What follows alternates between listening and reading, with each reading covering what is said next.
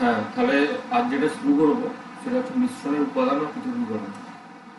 এবার আমাদের উদ্দেশ্য যেটা থাকবে সেটা হলো গিয়ে যে সমস্ত যে কেমিস্ট্রি ফিজিক্সের কোশ্চেনগুলো মানে তোমার ছায়া প্রকাশনীর যে বইটা আছে ক্লাস 9 আর 10-এর পুরোপুরি আমরা কমপ্লিট করবো বই ধরে, কোনো রকম থিওরি যে আলাদা করে সেটা না।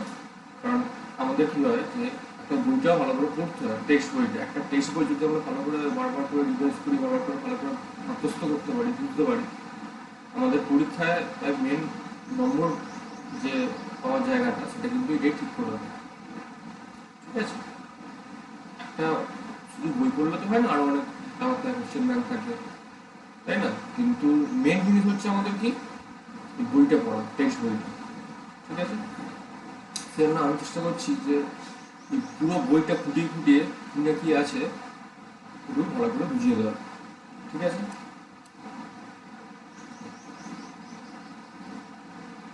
তাহলে দেখা যাক কি বলছে। বলছে মিশ্রণের পৃথকীকরণ, মিশ্রণের উপাদানের পৃথকীকরণ। ঠিক আছে, বলছে মিশ্রণ কি? মিশ্রণ বলছে যে আমাদের চারিপাশে আমরা যেসব জিনিস দেখতে পাই তাদের অধিকাংশই একাধিক মৌলিক বা যৌগিক পদার্থের মিশ্রণ। পরীক্ষাগারে যেসব পদার্থ প্রস্তুত করা হয় সেগুলি সাধারণত মিশ্রণ হিসেবে পাওয়া যায়। ঠিক আছে, এবার বলছি যৌগিক পদার্থ আর মিশ্রণের মধ্যে পার্থক্যটা কি? মিশ্রণ বলছে তার নিজ নিজ ধর্ম কিন্তু বজায় থাকে, মানে যে যৌগগুলো দিয়ে বা মৌলগুলো দিয়ে তৈরি হয়েছে মিশ্রণটা, সেখানে কিন্তু তার অবস্থাটা বজায় থাকে। যেমন তার ধর্মটা, যেমন তার ধরে নাও একটা জলে চিনি মিশেছে, ঠিক আছে, তাহলে সুগার একটা তোমার ওয়াটার, তাহলে এরা মেশার পর চিনির ধর্মটা বজায় আছে, জলটা মিষ্টি মিষ্টি লাগছে। আর তরলের তো তরলের যে তো ধর্মটা, তোমার ধর্মটা সেটা তোমার জলেরই ধর্ম। ঠিক আছে, এগুলো কি ব্যাপার। আর যৌগিক পদার্থে কি, মৌলিক বা যৌগিক পদার্থে কি হয়? যৌগিক পদার্থে যেটা হয় যে এক বা একাধিক মৌলিক পদার্থ, ঠিক আছে, যে কোনো ওজন অনুপাতে থাকতে পারে। ঠিক আছে, থাকার জন্য কি হয়, এদের নিজের ধর্ম কিন্তু এরা নাও বজায় রাখতে পারে। ঠিক আছে, বেশিরভাগ ক্ষেত্রে দেখা যায় যে মানে মোস্ট অফ দ্য কেস ধর্মটা বজায় রাখে না, নতুন ধর্মবিষ্ট একটা পদার্থ উৎপন্ন করে। ঠিক আছে,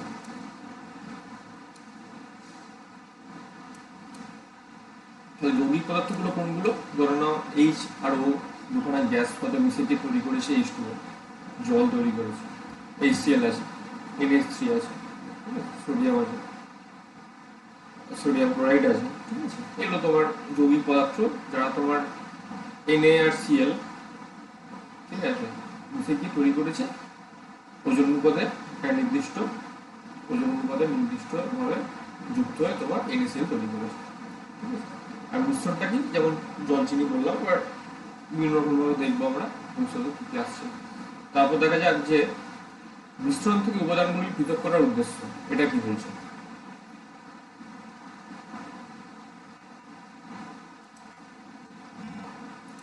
বলছে উদ্দেশ্যটা কি, মানে আমাদের কেন এই চ্যাপ্টারটা হচ্ছে আমাদের মিশ্রণের পৃথকীকরণ, তাহলে আমাদের উদ্দেশ্যটা কি, ঠিক আছে, কেন করবো? বলছে 1 নম্বর পয়েন্ট বলছে যে কোনো পদার্থের অবিশুদ্ধ নমুনা থেকে অপ্রয়োজনীয় ক্ষতিকারক উপাদানগুলিকে আলাদা করা প্রয়োজন। যেমন কি বলছে, চাল ডাল ইত্যাদির মধ্যে কাঁকড় পাথর মিশে থাকলে রান্নার আগে সেগুলোকে আলাদা করতে হবে। ঠিক আছে, আবার ওষুধ শিল্পে যখন কি বলছে, ওষুধ শিল্পে বা ভারী শিল্পে বা গবেষণাগারে যখন আমরা ল্যাবে প্র্যাকটিক্যাল করি যে জিনিসপত্রগুলো নিয়ে, সেগুলো বিশুদ্ধ পদার্থের দরকার হয়, নয়তো প্র্যাকটিক্যালে ঠিকমতো মান দেবে না। তাহলে আমাদের কী করতে হবে, এগুলোকে আমাদের যেগুলো তোমার মিশে আছে, যেগুলো খারাপ অবিশুদ্ধি যেগুলো চলবে আছে, সেগুলোকে তোমাদের বার করতে হবে। ঠিক আছে, খাদ্য লবণ হলো নিত্য প্রয়োজনীয় একটি পদার্থ যার প্রধান উৎস সমুদ্রের জল। ঠিক আছে, সমুদ্রের জলে কি করতে হবে, কঠিন খাদ্য লবণ দ্রবীভূত অবস্থায় থাকে। ঠিক আছে, এবার আমাদের কি করতে হবে, সমুদ্রের জল থেকে বিভিন্ন উপায়ে খাদ্য লবণটাকে পৃথক করে তবে ব্যবহারের আমরা উপযোগী করতে পারবো। এটা মিশ্রণ পৃথকীকরণ, দেখবো আমরা কিভাবে এটাকে বার করতে পারি। ঠিক আছে, তারপর খনিজ তেল, পেট্রোলিয়াম থেকে petrol, diesel, kerosene, petroleum gas, ঠিক আছে, সিএনজি, ঠিক আছে, এলপিজি, লিকুইফাইড পেট্রোলিয়াম গ্যাস। ঠিক আছে, এগুলো কি হয়, ন্যাপথা, পিচ্ছিলকারক পদার্থ, এগুলো তোমার পেট্রোলিয়ামে সব থাকে এগুলো উপাদানগুলো, এগুলোকে আমাদের বিভিন্ন উপায়ে আমাদের বাইরে বার করতে হবে, তবে আমরা আমাদের গাড়ি চালানোর কাজে, আমাদের রান্নার কাজে আমরা এগুলো ইউজ করতে পারি। ঠিক আছে, এবার দেখো কি বলছি, মানে এবারে আমরা এখানে এই চ্যাপ্টারে কি কি পড়বো আমরা, এই চ্যাপ্টারটা মেনলি আমরা পড়বো অনেক পদ্ধতি আছে। ঠিক আছে, আর এই পদ্ধতিগুলো মোটামুটি নির্ভর করে গলনাঙ্ক, স্ফুটনাঙ্ক, দ্রাব্যতা, উদ্বায়িতা, ঘনত্ব। ঠিক আছে, কিন্তু আমরা এখানে কেলাসন, পাতন, আংশিক পাতন, ঊর্ধ্বপাতন, ক্রোমাটোগ্রাফি অনেক পদ্ধতি আছে, কিন্তু আমরা এখানে ইউজ করব শুধুমাত্র পাতন, আংশিক পাতন ও সেপারেটরি ফর্ম। ঠিক আছে, ফার্স্টে দেখে নিই, ফার্স্টে আমাদের কি আছে, ফার্স্টে আছে আমাদের পাতন। ঠিক আছে, পাতন বলছে যে পদ্ধতিতে কোনো তরলকে উত্তপ্ত করে প্রথমে বাষ্পীভূত করা হয় এবং সেই বাষ্পকে ঠান্ডা করে পুনরায় তরলে পরিণত করা হয়, তাকে পাতন বলা হয়। মনে করো একটা জল আর চিনির মিশ্রণ। ঠিক আছে, এবার যদি আমরা জল আর চিনিকে একসঙ্গে ফোটাই, তাহলে যদি একটা সময় যখন 100 ডিগ্রি চলে যাবে, ঠিক আছে, তাহলে তখন কি হবে, চিনির তো স্ফুটনাঙ্ক 100 ডিগ্রি নয়, বুঝতেই পারছো তোমরা। তাহলে এবার কি হবে, জলটা সে সময় ফুটে বাষ্পে পরিণত হয়ে যাবে, কিন্তু চিনিটা তখনও হবে না। ঠিক আছে, তাহলে কি হবে, ওই জলটা যখন বাষ্পীভূত হয়ে গেল, যদি ওই জলটাকে আমরা একটা বিশেষ পদ্ধতির মাধ্যমে ঠান্ডা করা হয়, করে একটি আলাদা পাত্রে রাখা হয়, তাহলে সেটা শুধুমাত্র জলটাকে আমরা পেতে পারি, আর পাত্রে ওই দ্রাবটা পড়ে থাকবে, তাই না, দ্রাবক আর দ্রাবক। ঠিক আছে, এভাবে আমরা এটা করতে পারি। এভাবে এটা, এটি হলো তোমার পাথরের একটা মোটামুটি মূলনীতি তোমরা বলতে পারো। ঠিক আছে, এবার বিষয়গুলো দেখো কি বলছে, মনে করে তরলের প্রকৃতি। এবার একটা কথা আছে স্ফুটনাঙ্ক, এটাতে আমরা তোমাদের বলছি যে যেহেতু বাষ্পীভূত করবো বলছি, তাহলে অবশ্যই আমাদের স্ফুটনাঙ্কে নিয়ে যেতে হবে, নাহলে এটা বাষ্পীভূত হবে না। তাই না, তাহলে আমরা দেখতে হবে স্ফুটনাঙ্ক কিরকম কার কার নির্ভর করে। তাই না, বলছে পাতন প্রক্রিয়া তরলে দ্রবীভূত অনুদ্বায়ী কঠিনের দ্রবণ থেকে উপাদানগুলিকে পৃথক করার সময় তরলটি তার স্বাভাবিক স্ফুটনাঙ্ক অপেক্ষা বেশি উষ্ণতা করতে হয়। ঠিক আছে, তাহলে এই যে তাহলে এই কথাটা যে বলা হলো, তাহলে তার জাস্টিফিকেশন কি হবে, তাহলে তাহলে দেখো কার কার উপর নির্ভর করছে তরলের স্ফুটনাঙ্ক, তরলের প্রকৃতি। ঠিক আছে,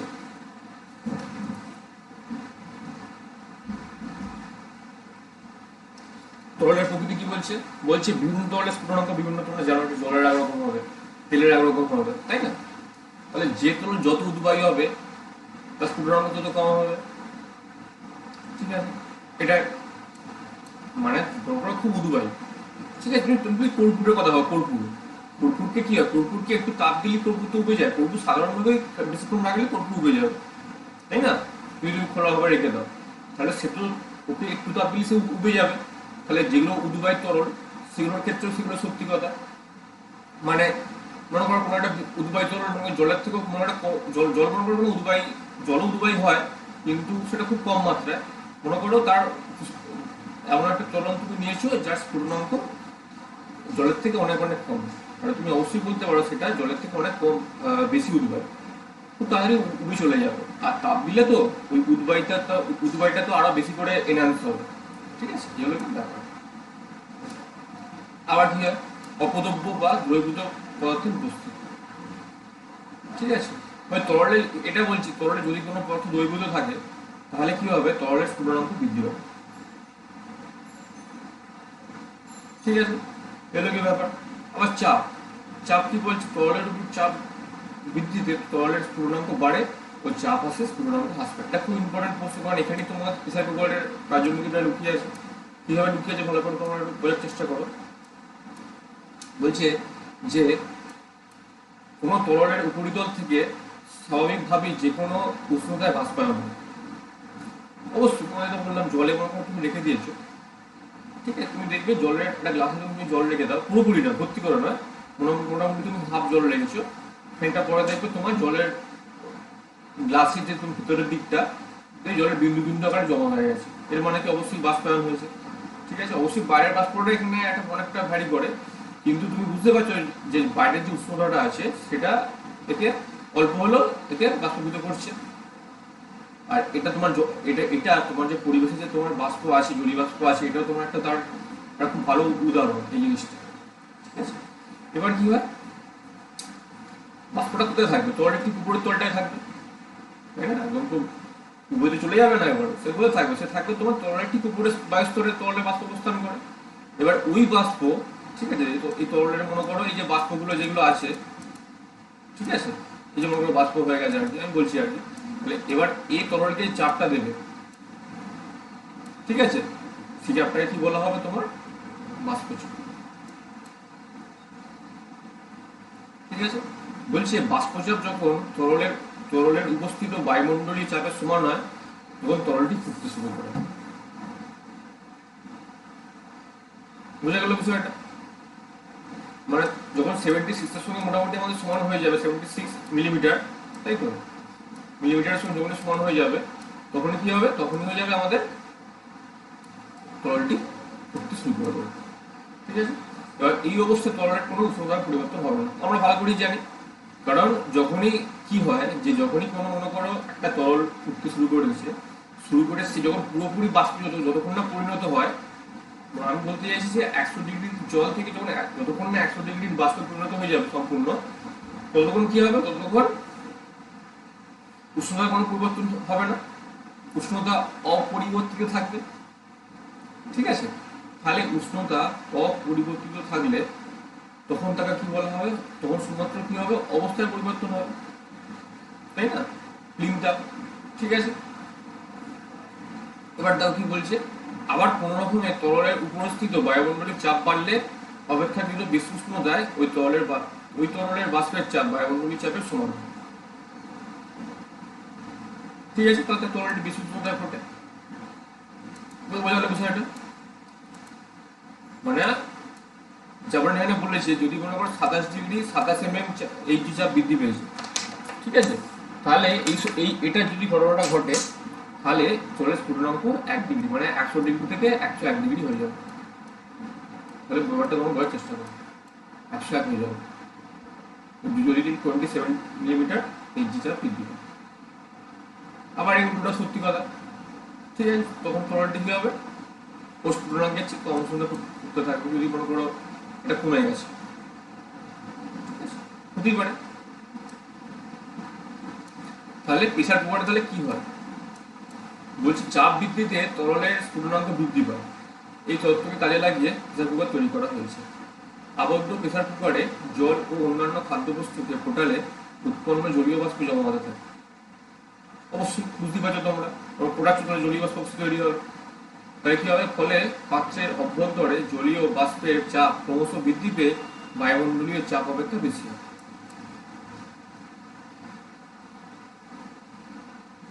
ঠিক আছে, তাহলে বায়ুমণ্ডলীয় চাপ কি এখন কি হয়েছে? তাহলে বাষ্পের চাপের থেকে কমে গেছে। ঠিক আছে, তাহলে কি হবে? এই অবস্থায় জল তাহলে 100 ডিগ্রির তুলনায় বেশি উষ্ণতা ফুটতে শুরু করবে। ফলে খাদ্যবস্তু তাহলে কি হবে? তাহলে সেদ্ধ হয়ে যাবে। ঠিক আছে, এলোকে ব্যাপার, এটা খুব ইম্পর্টেন্ট তোমাদের, মানে জিকের জন্য খুব ইম্পর্টেন্ট একটা পোর্শন। এবার তাহলে আমরা দেখি পাতন পদ্ধতিটা আসলে কি।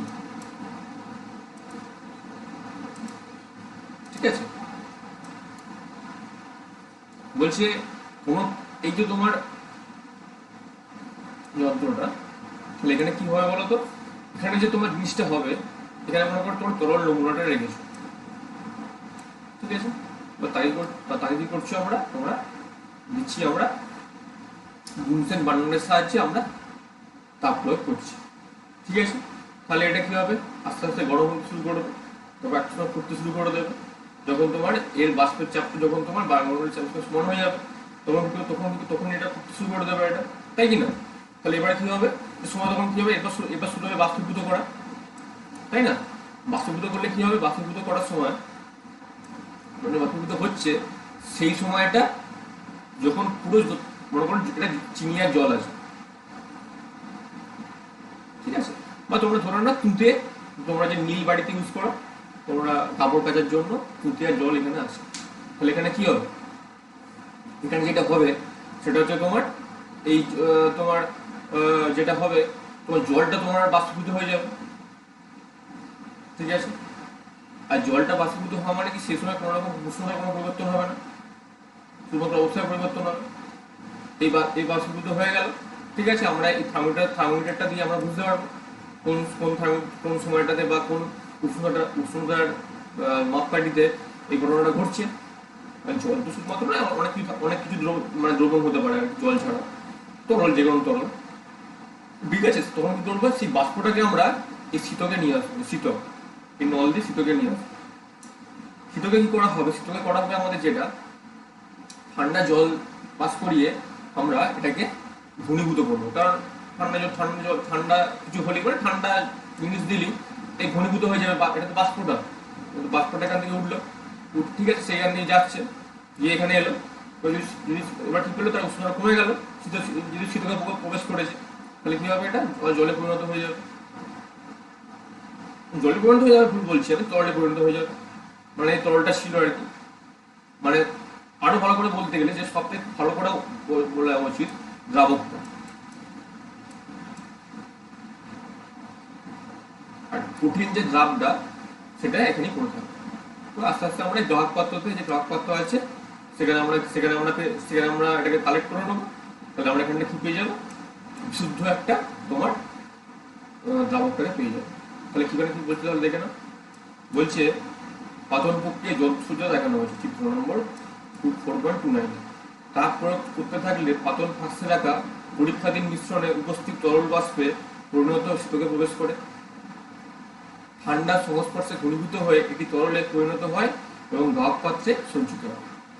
সামান্য পাতন ফ্লাক্সে সামান্য তরল থাকতে থাকতেই তাপ প্রয়োগ বন্ধ করা হয়।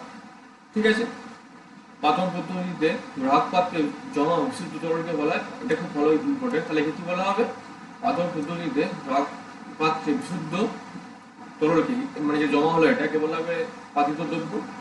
ঠিক আছে, আর এখানে যেটা পড়ে থাকবে যে তোমার কঠিন পদার্থটা, এটা বলা হবে রেসিডিউ। ঠিক আছে, এই তাহলে প্রয়োগ কি, প্রয়োগ বলছে মূল্যবান জৈব দ্রাবকে অল্প কঠিন জৈব দ্রাবক মিশে থাকলে ওই দ্রাবকের পুনরুদ্ধারে পাতন প্রক্রিয়া ব্যবহৃত হয়। বুঝতে পারা গেল নিশ্চয়ই, কারণ আমরা দ্রাবটাকে আমরা সেপারেট করে দিতে পারলাম। নম্বর কি বলছে, দ্রাবক নিষ্কাশন পদ্ধতিতে পদার্থের বিশুদ্ধকরণকালে এই পদ্ধতি ব্যবহার করা হয়। কারণ আমরা তোমার যদি আমরা আমাদের মনে করো দরকার আমাদের যে তোমার আমার ওই দ্রাবটাকে চাই, তাও করতে পারি আমি, দ্রাবটা পেয়ে গেলাম আমি। ঠিক আছে, আমরা কি বলতে পারি, এই পদ্ধতিতে আয়োডিন ও ক্লোরিনের ক্লোরোফর্মের মিশ্রণ থেকে এবং লবণ, তৃতীয় চিনি জলীয় লবণ থেকে এই উপাদানগুলিকে পৃথক করবো। কিন্তু যেটা বললাম তৃতীয় আছে মনে করো বা লবণ আছে, নুন জলকে বা চিনি জলকে আমরা এই পদ্ধতির সাহায্যে আমরা পৃথক করতে পারি। ঠিক আছে, এগুলো কি ব্যাপার। এবার আমরা নেক্সট টপিক দেখছি যে পাতন পদ্ধতিতে দুটি মিশ্রণীয় তরলের দ্রবণ থেকে উপাদানগুলি পৃথকীকরণ।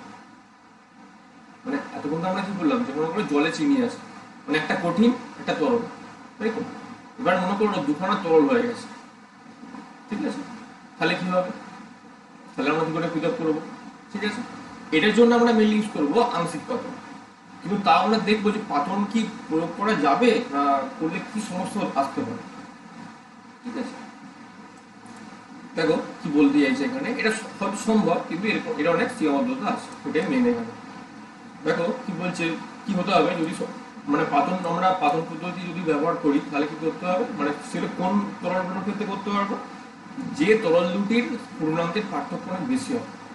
মনে করো একটা মনে করো 100, একটা মনে করো 140, এরকম মনে করো, তাহলে কিন্তু হবে, বা 130, 132 এরকম মোটামুটি হতে হবে, এটা 100 হলে। ঠিক আছে, আর তাপের প্রভাব যাদের বিয়োজন না ঘটে, এটা তো অবশ্যই ব্যাপার, এটা বিয়োজন ঘটে গেলে তো ঝামেলা মিটেই গেল, তাহলে তো আর তোমার কিছুই পাবো না, তো তখন আমরা মূলক আয়ন এগুলো পেতে শুরু করবো, এরকম বিষয়টা না।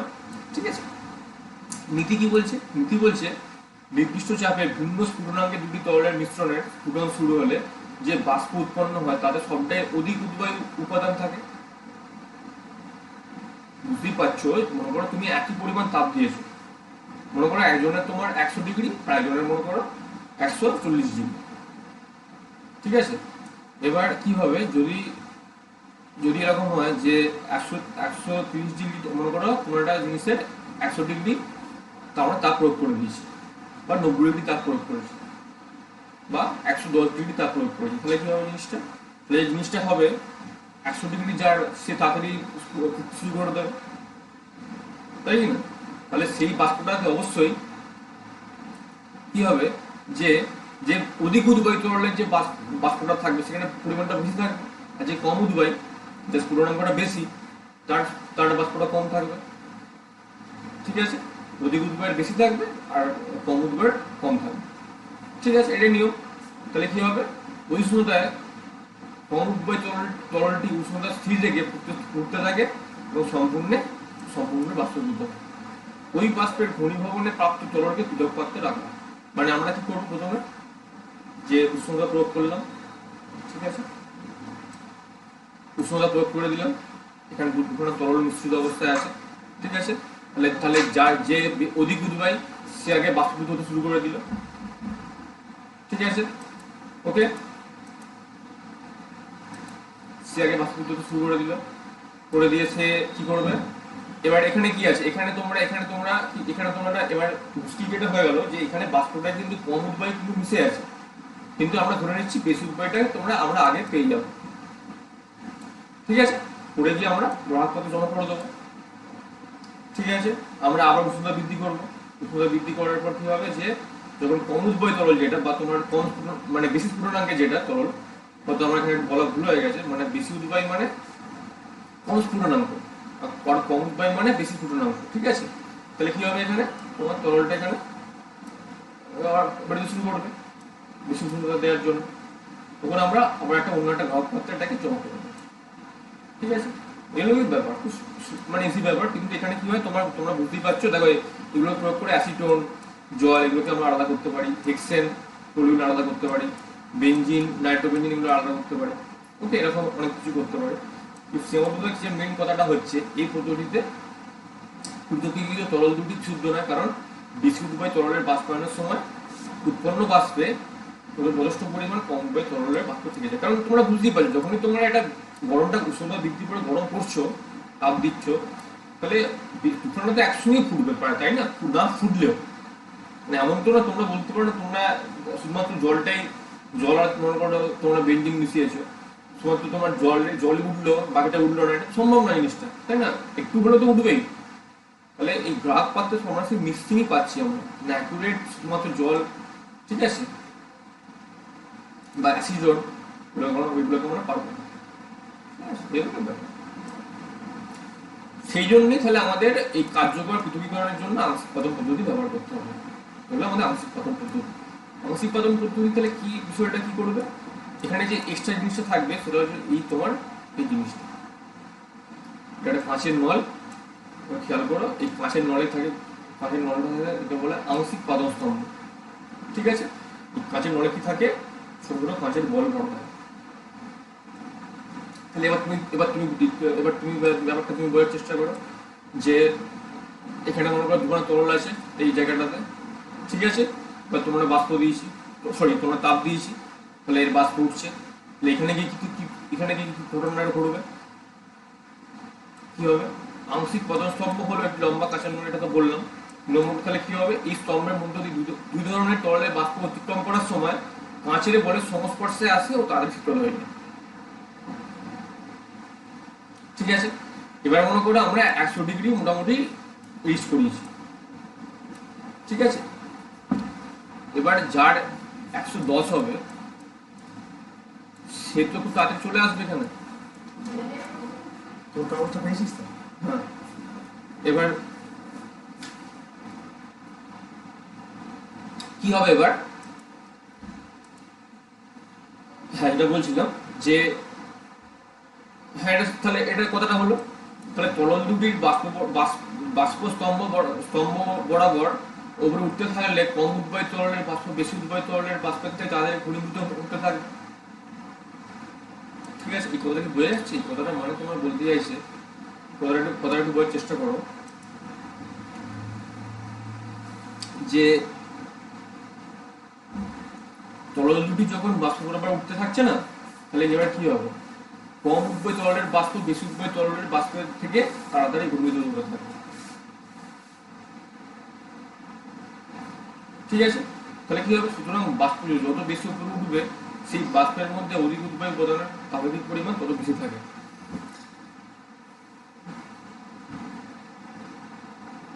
ঠিক আছে, এটা তাহলে কেন হলো, তাহলে মনে করো যে কম উদ্বায়ী ঠিক আছে, তাহলে তার তো মনে করো সে তো কম ফুটছে, তাই না?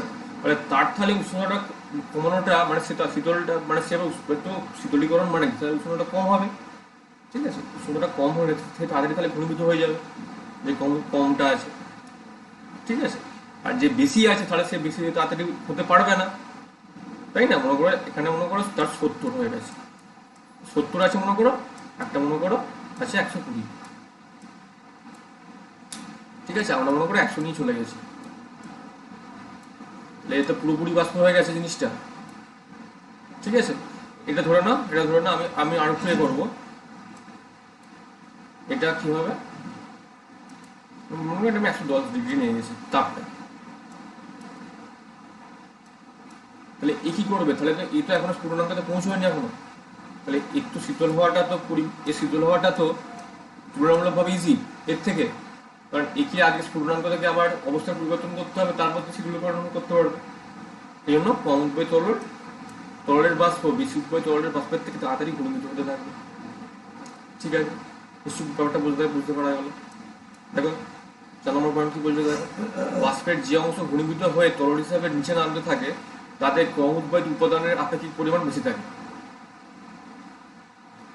ঠিক আছে? অবশ্যই তাহলে মানে আমি যা বললাম, তাহলে যখন নিচে নামবে সেখানে তো ঘনীভূত হয়েছে বেশি কম উদ্বয় তরলটা, তাহলে যেহেতু ঘনীভূত হয়েছে কম উদ্বয় তরলটা, তাহলে সেই তরলের বাষ্প অবশ্যই বেশি পরিমাণ থাকবে, আপেক্ষিক পরিমাণটা বাষ্প না আপেক্ষিক পরিমাণটা স্বাভাবিক কথা। এটা সাধন স্তম্ভের সর্বোচ্চ বিন্দু অতিক্রম করে যে বাষ্প শীতকে পৌঁছয় তার সবটাই অধিক উদ্বয়। আমরা কি পেয়ে গেলাম যে একবার এতটা পর্যন্ত যে জায়গাটা চলে যেতে পারে, এখন যে এখানে যে বাষ্পটা আছে, তাহলে আমরা অধিক উদ্বয় তরলের বাষ্পটা এখানে বেশি পেয়ে গেছি, ঠিক আছে? মানে এটাই আমাদের ছিল উদ্দেশ্য ছিল আমরা, ব্যাস মানে এখানেই আমাদের পরিমাণটা একদম বেশি হয়ে গেল। তাহলে এখন এখানে আমরা বলতে পারি সর্বোচ্চ পয়েন্টে গিয়ে শুধুমাত্র তোমার কি থাকবে, বেশি উদ্বয় বাষ্পটা থাকবে, তরলের বাষ্পটা থাকবে, আর বাকিটা নিচে নেমে গেছে আপাতত ভাবে, ঠিক আছে? তাহলে চলে এসছে এবার, তাহলে কি করবে, এবার এখান দিয়ে বেরিয়ে আসা মানে কি, ব্যাস চলে এলো এখানে, আবার সেম অবস্থা, শীতকে আমরা প্রবেশ করে দিলাম, সেই বাষ্পটা আবার তরল হয়ে গেল, পরে আমরা গ্রাহকে পেয়ে গেলাম, আমরা গ্রাহকে, তাহলে আবার গ্রাহকটা সরে নিলাম, আবার সেম প্রসিডিওর তৈরি করলাম আমরা, যে কম উঠবে সেটা পেয়ে গেলাম। মনে করে একাধিক আছে আর কি, দুয়ের বেশি আছে, বলতে তাহলে কি হবে, আমরা এই কথাটা বলতেই পারি যে আংশিকরণ স্তম্ভের সাহায্যে মানে আংশিক পদস্তম্ভের পদ্ধতির সাহায্যে, এই পদ্ধতি যেটা আমি মাত্র বললাম, বারংবার প্রয়োগের ফলে উপাদানগুলির কার্যকর পৃথকীকরণ সম্ভব হয়, ঠিক আছে? তরল মিশ্রণে যদি 2 বা বেশি সংখ্যক তরল উপাদান থাকে তবে সর্বনিম্ন স্ফুটনাঙ্ক বিশিষ্ট উপাদান সবচেয়ে আগে ও সর্বোচ্চ স্ফুটনাঙ্ক বিশিষ্ট উপাদানটি সবশেষে থাকে। এই ব্যাপারটা আমরা দেখলাম, ঘটনাটা বললাম, ঠিক আছে? তাহলে এর ব্যবহারিক প্রয়োগ কি, দেখো আলকাতরা থেকে যখন বেঞ্জিন পৃথক করতে হয় তখন আমরা এটা ইউজ করা হয়। তরল বায়ু থেকে গ্যাসীয় উপাদান অক্সিজেন, আর্গন, নাইট্রোজেন, তার পেট্রোলিয়াম থেকে পেট্রোল, কেরোসিন, ডিজেল, এগুলো কি ব্যাপার। আর 3 নম্বর যে লাস্ট টপিকটা করবো সেটা হচ্ছে বিওজি ফানেল বা সেপারেটরি ফানেল, ঠিক আছে? এটা খুব সহজ জিনিস, তোমরা জানোই এটা, যে মনে করো কোনো একটা ফানেল দিয়ে মনে করো তোমরা একটা বেশি ঘনত্বের দিয়েছো, একটা কম ঘনত্বের দিয়েছো, তাহলে কি হবে, বেশি ঘনত্বের তরলটা নিচে নেমে আসবে, নিচে নেমে আসবে, তাহলে বেশি ঘনত্বের তরলটা, আর কম ঘনত্বের তরলটা কি হবে, উপরে উঠে আসবে, স্বাভাবিক ব্যাপার, কারণ হালকাটা তো উপরে ভাসবে, তাই না, আর ভারীটা নিচে থাকবে, এটাই নিয়ম আমাদের, ঠিক আছে? তাহলে এবার বলছে সাধারণত ভিন্ন ঘনত্ব বিশিষ্ট ও পরস্পরের সঙ্গে মেশে না এমন দুটি তরলের মিশ্রণকে স্থিরভাবে রেখে দিলে কিছুক্ষণের মধ্যে তরলের দুটি আলাদা স্তর তৈরি হয়। স্বাভাবিকভাবেই ভারী অর্থাৎ বেশি ঘনত্বের স্তরটি থাকবে নিচে, আর হালকা অর্থাৎ কম ঘনত্বের স্তরটি থাকবে উপরে, ঠিক আছে? বিওজি ফানেল বা সেপারেটরি ফানেল ব্যবহার করে ওদেরকে পৃথক করা হয়। দেখো এখানে তোমার বেশি ঘনত্বের তরলটা যখনই নিচে চলে এলো তখনই আমরা এই যে তোমার চাবিটা খুলে দিলাম চকটা, তখন তাহলে আস্তে আস্তে তোমার বেশি ঘনত্বের তরলটা নিচে পড়ে গেল, পরে কি থাকবে শুধুমাত্র কম ঘনত্বের তরলটা, ঠিক আছে? এগুলো কি ব্যাপার, সোজা ব্যাপার। তাহলে এগুলো কি করা হয়, জল ও পারদ, পেট্রোল ও জল, ঠিক আছে, ক্লোরোফর্ম জল এগুলো তোমার পৃথক করা হয়। হ্যাঁ, তবে এটা আমাদের বলতে হবে যে সীমাবদ্ধতা কি আছে। যদি মনে করো মিশ্রণের উপাদানগুলি পরস্পরের সাথে রাসায়নিক বিক্রিয়া করলে পদ্ধতি প্রয়োগ করা যায় না, তোমরা বুঝতেই পারছো। যদি মনে করে এর ইন্টারাকশন করে নেয় তাহলে তো এগুলো পৃথকই হবে না জিনিসটা, ঠিক আছে।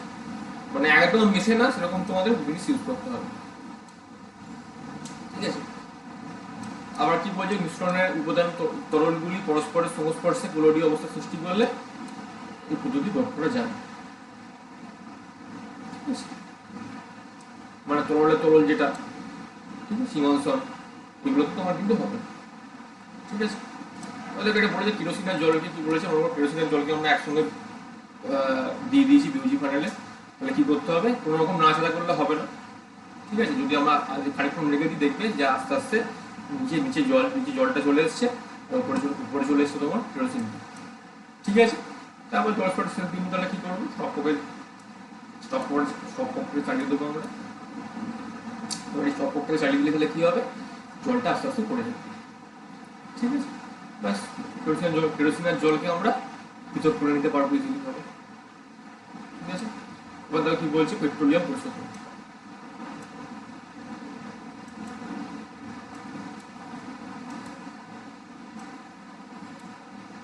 ঠিক আছে, বলছে দেখো এখানেও কিন্তু সেম ব্যাপার। এখানে আমরা পেট্রোলিয়াম গ্যাসকে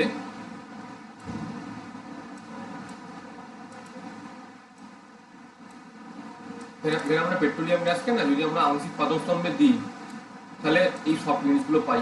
মানে বিভিন্ন উষ্ণতার ক্ষেত্রে, মানে হয়তো একটা উষ্ণতা প্রয়োগ করে পেট্রোল পেলাম, ঠিক আছে, একটা উষ্ণতা প্রয়োগ করে ন্যাপথা পেলাম, কেরোসিন পেলাম, ডিজেল পেলাম, সিগারেট তেল পেলাম, স্টিল পেলাম, অ্যাসফল্ট পেলাম। অপরিশোধিত তেল বা ক্রুড অয়েল যেটাকে বলি আমরা, সেই C1 থেকে C40 যে কার্বনের বিভিন্ন রূপ, ঠিক আছে, কার্বনযুক্ত হাইড্রোকার্বনের তরল মিশ্রণই পেট্রোলিয়াম বা ক্রুড অয়েল। ওকে, তাহলে এখানে তাহলে কি কি আছে দেখো, খেয়াল করো। তাহলে উদ্বায়ী জৈব যৌগগুলিকে বাদ দিলে অশুদ্ধ পেট্রোলিয়াম পাতনের ফলে মূল চারটি অংশ কি হলো দেখো তো, ক্রুড ন্যাপথা, কেরোসিন, ফুয়েল বা ডিজেল, মানে যেটা আমরা ইউজ করি গাড়ির জন্য, অবশিষ্ট তেল, বাকি যেগুলো আছে, ঠিক আছে। মানে তোমার এই যে তোমার আংশিক পাতস্তম্ভ এই জিনিসটাতে, মানে এইখানের ক্ষেত্রে বিভিন্ন উষ্ণতা, মানে এটা তো সাধারণভাবে আমরা একটা ক্রুডভাবে তোমাদের পড়ার চেষ্টা করছি, ঠিক আছে। সবরে এরকম মেনই থাকে, কিন্তু আমাদের যে এর নীতিটাকে যে আরো বৃহৎ আকারে আমরা যদি ইউজ করতে পারি, তাহলে আমরা যদি করি আমরা ওটাই আমরা করে আমরা তোমরা বিভিন্ন উষ্ণতায় আমরা এই পেট্রোলিয়াম গ্যাসগুলো থেকে তোমার পেট্রোল, ন্যাপথা, কেরোসিন এগুলো তোমরা পেতে পারো। মানে একটা মনে করো উষ্ণতা প্রয়োগ করা হলো, পেট্রোল পেলাম, গ্রাহক পাত্রে নিলাম, গ্রাহক পাত্র থেকে নিয়ে সরিয়ে রাখলাম, আবার খানিকটা উষ্ণতা প্রয়োগ করলাম, মনে করো যে যেরকম একটা উদ্বায়িতা যার যেরকম তোমার হবে সেরকম সে বেরোবে, বুঝতেই পারছো, ঠিক আছে। তোমার বলে না পেট্রোল খুব তাড়াতাড়ি উঠে যায়, তাই না, এগুলো তোমরা জানো, শুনেছো এগুলো, ঠিক আছে। এগুলো ব্যাপার, এগুলো একটুখানি করবে তোমরা। বলছে পেট্রোলিয়াম গ্যাস কি, সাধারণ উষ্ণতার পাল্লা হচ্ছে তোমার 30 ডিগ্রি তোমার কম, আর সি এর পাল্লা কত, মানে তোমার কোন সি এর হাইড্রোকার্বনগুলোর তোমার মধ্যে তোমার পেট্রোলিয়াম গ্যাসটা আমরা পেতে পারি, তোমার C1 থেকে C4। ওকে, ঠিক আছে। তাহলে আমরা এখানে কি করলাম, আমরা এখানে ক্রুড অয়েলটাকে দিয়ে, তাহলে এখানে ক্রুড অয়েলটাকে দিয়ে তাহলে আমরা তাহলে পেট্রোলিয়াম পেলাম, ডিজেল পেলাম, তারপর তোমার তেল পেলাম, ন্যাপথা পেলাম, হিসলিন পেলাম, এটা সবটা আমরা পেলাম এখানে, ঠিক আছে। এগুলো আমাদের এগুলো পড়বে, এগুলো খুব সুন্দর করে লেখা আছে, বিভিন্ন ব্যবহারগুলো আর সিএর পাল্লাগুলো, ঠিক আছে। যেমন তোমার এখানে ক্রুড ন্যাপথাটা ইম্পর্টেন্ট, যেমন পেট্রোল, গ্যাসোলিনটা, এটা যেটা আমরা ইউজ করি, ঠিক আছে। তাহলে আমাদের এটা তোমাদের মনে রাখা উচিত আমাদের। কি বলছি, যেমন জ্বালানির রূপে ব্যবহৃত করা হয়। এর সি এর পাল্লাটা কত, C6 থেকে C7, পূর্ণাঙ্কের পাল্লা কত, 70 থেকে 90, ঠিক আছে। আবার ডিজেল দেখো, ফুয়েল অয়েল, ডিজেল কত বলছে, C15 থেকে C18। দেখো C7 থেকে তোমাদের মনে রাখবে, আমরা বলি পেট্রোল ডিজেল, তাহলে C7 ডবল করলে তার কত, C14 থেকে না, C15 থেকে তোমার শুরু হচ্ছে, একবার C15 থেকে C8, ঠিক আছে।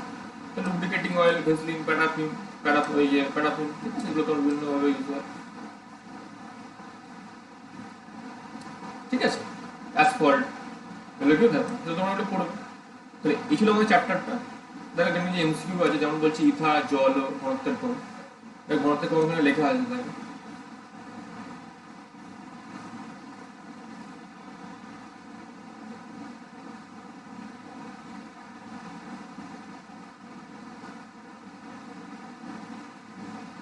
কোথায় গেল ওটা?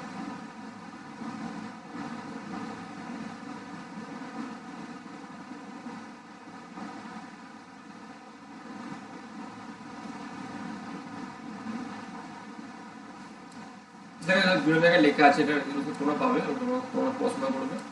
ঘনত্বের কম ether, petrol, ethyl alcohol, kerosene, জল, ক্লোরোফর্ম, ঠিক আছে, সব লেখা আছে, তোমরা সমস্ত কিছু পেয়ে যাবে এখান থেকে। ঠিক আছে, যে তাহলে পেট্রোল জল কিভাবে করা হয়, বিভিন্নভাবে তোমরা দেখবে জিনিসগুলো। ঠিক আছে।